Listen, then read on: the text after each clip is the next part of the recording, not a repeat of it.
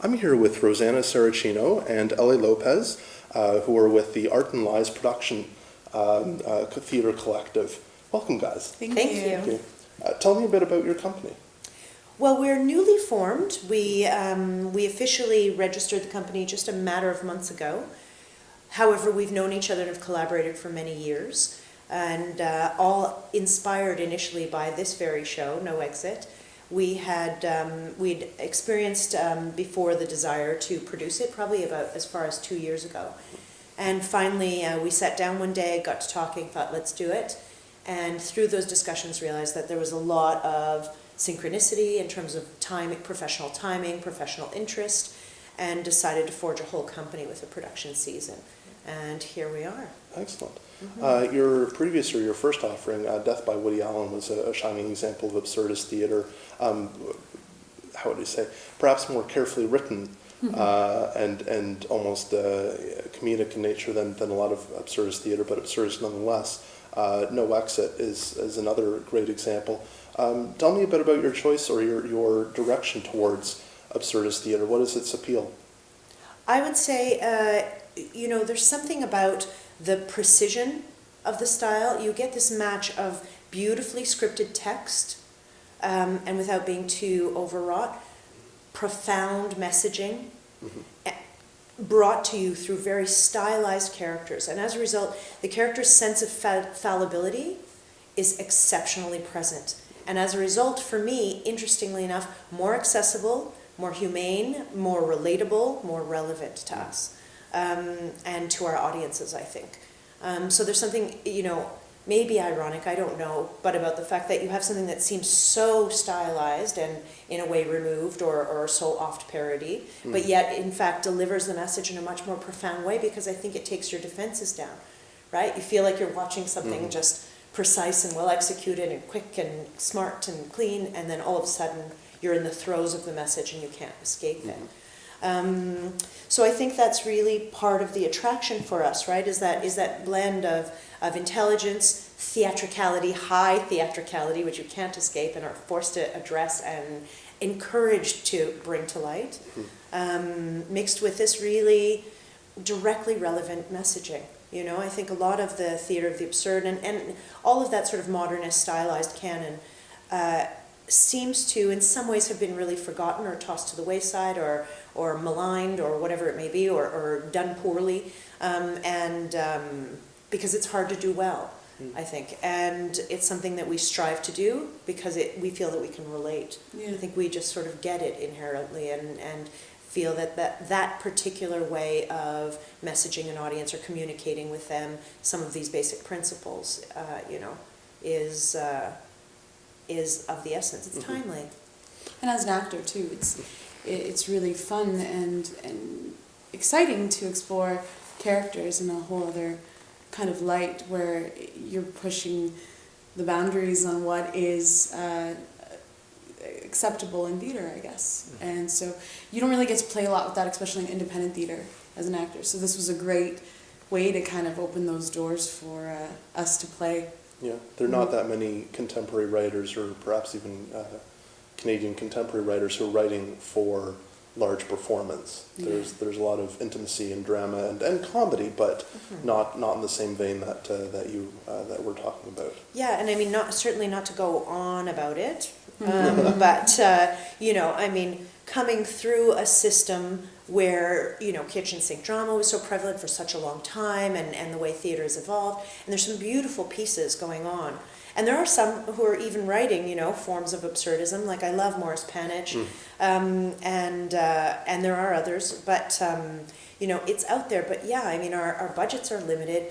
Plays are involving less and less characters, less and less actors, and often really just almost filmic levels of dialogue or experience. That it's really just me and you in the moment, under the light in the dark theater. Whereas stylized theater does quite another thing. Tell me a bit about the style. Tell me a bit about your collaborative process with your actors and your cast in getting to that point and getting everyone on that same page. It does strike me that you've got a wonderfully unified sense of performance in your productions, in that your actors all really understand the vision as a whole and play their part perfectly within that vision. Well, thank you for saying that. That's great. I'm glad that's getting across. Well, you know, for me, it's the idea is that I don't believe you can just play style. I don't think an actor can act style. I don't think it makes sense to act a style. I think all they can do is play a character and interpret a character. And what I mean by that is their need manifested through action. And so we start from that truth, you know, what is the truth of this character? And what we do is, you know, what I like to do is to manifest that truth through the way they stand or move or express themselves in terms of rhythm, in terms of pace of text, in terms of stresses of text, and literally from, you know, I always say from tips to toes. And it's a silly example maybe, but I always say, you know, you're watching a horror movie, it's not like your right hand is afraid. Mm-hmm. It's the whole of you. And so for me, their identity, their who am I, is manifested in every little particle.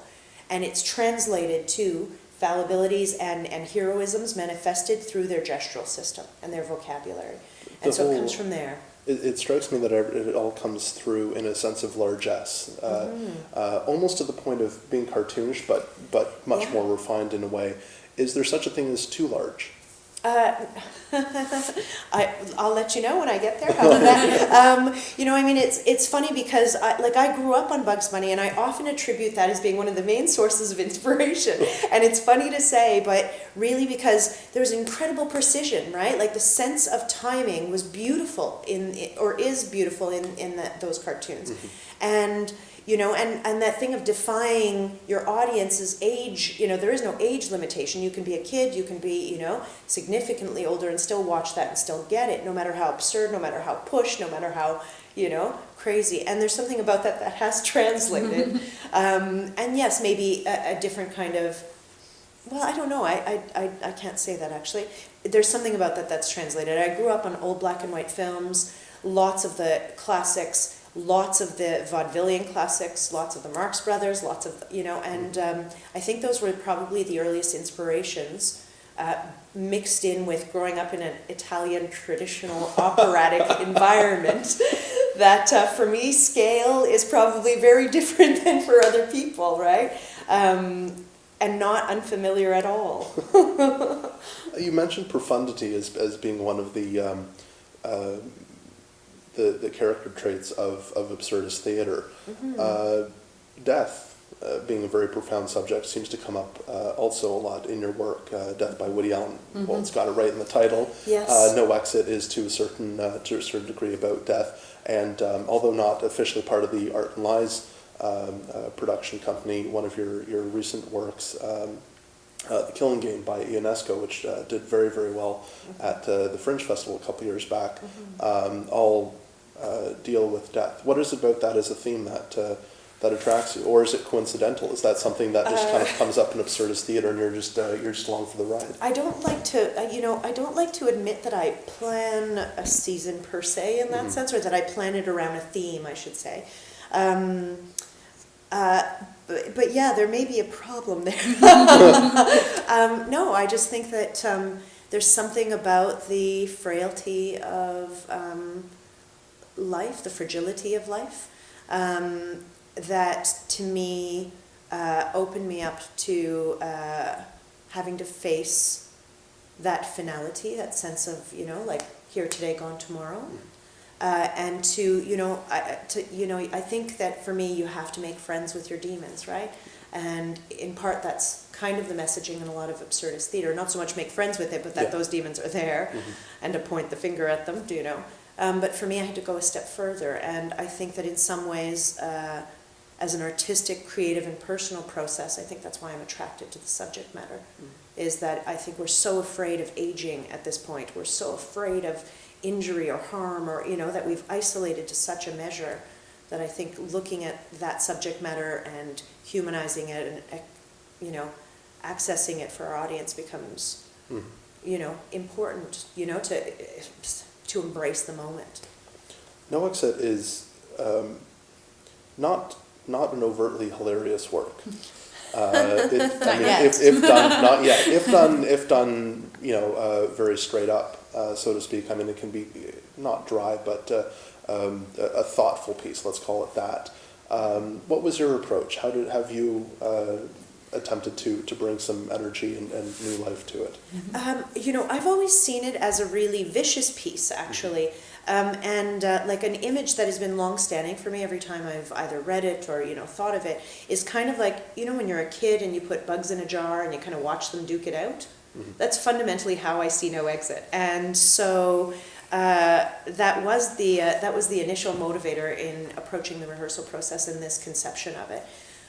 Was to be able to find that balance between, or to find not a balance, but the contrast between the mask of the character, which is their defenses, their bravado, versus their dark inner nature, this animalistic, raw, primal defiance, versus their base fear. Mm-hmm.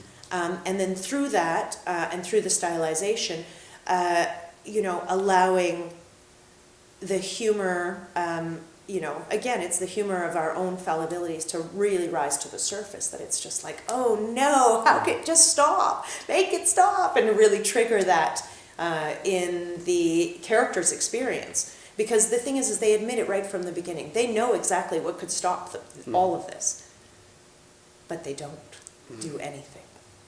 As an actor too, you go into this, you read the play, and you fall in love with the play, or the way it is.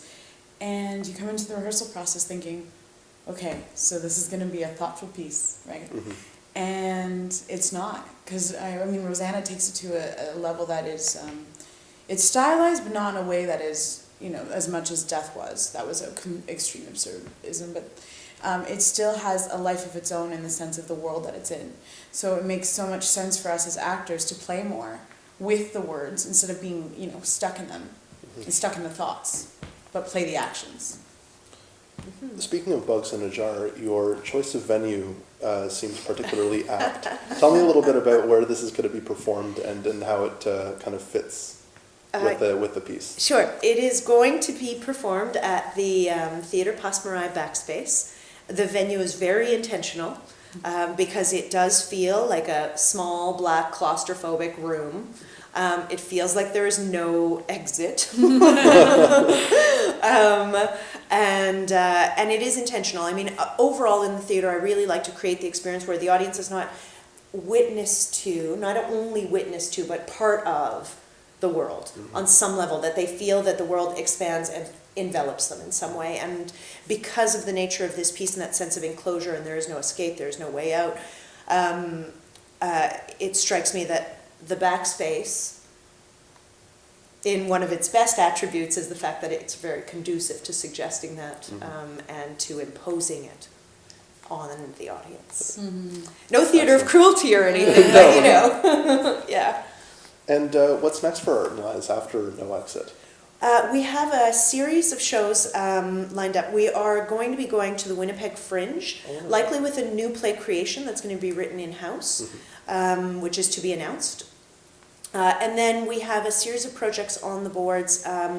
There's a Pirandello piece called Absolutely Perhaps, which we're looking to tackle either in the late summer, potentially into the fall. And there's also a foray into opera. There's a piece called The Medium by Minotti, which we'd love to do as well. So that's what we're striving for right Excellent. now. Mm-hmm. Sounds like you've got some very exciting stuff. Mm-hmm. It is. And of course there'll be some Ionesco coming back just because, I think we love him. Yes. He's our mascot. Well, thanks so much for your time. Thank you so much.